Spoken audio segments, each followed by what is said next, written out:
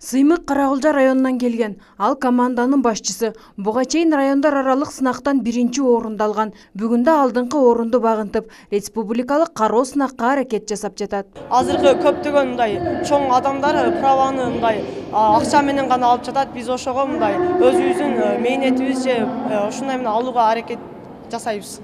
Жаш инспекторлор алгач сапта жүрүү эрежелерин, сүйлөгөн сөздөрүн жана команданын башчысы берген буйрукту аткарып жатканын калыстар тобунун сынына койду.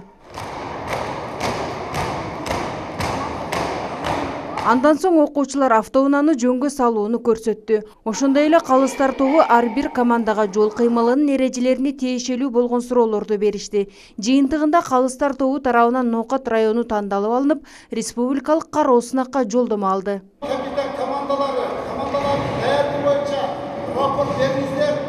Жыл сайын өтүүчү кароо сынактын негизги максаты жаш балдар арасында жол кырсыгын болтурбоо жана алдын алуу. Бирок жаш балдар арасында жол кырсыгы быйыл 5 учурга көп катталган.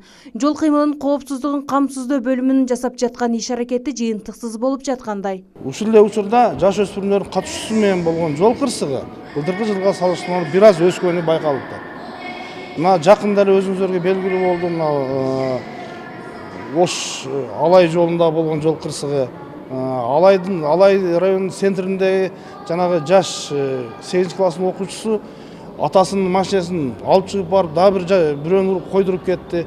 Ошого окшогон жол кырсыктары бул жерде коомчулук же болбосо жол коопсуздугунун кызматкерлери эмес, бул жерде ата-энелердин дагы көңүл кош мамиле кылганы, балдарына кароосуз калтырганын да ушул бирден бир себептери болот.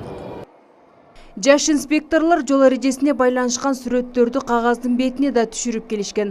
Мында автоунаалар кырсыкка кабылганы, адамдар жол эрежесин бузганы көрүнүп турат. Окуучулар жол эрежесин так сактаган айдоочу же жөө жүргүнчүлөр эч качан кырсыкка кабылбай тургандыгына ишенишет. Мындан улам ар бир инсан жол эрежесин сактоого милдеттүү дешет. Фероза Ашымбаева, Элбарсын Турдубек уулу, жаңылыктар.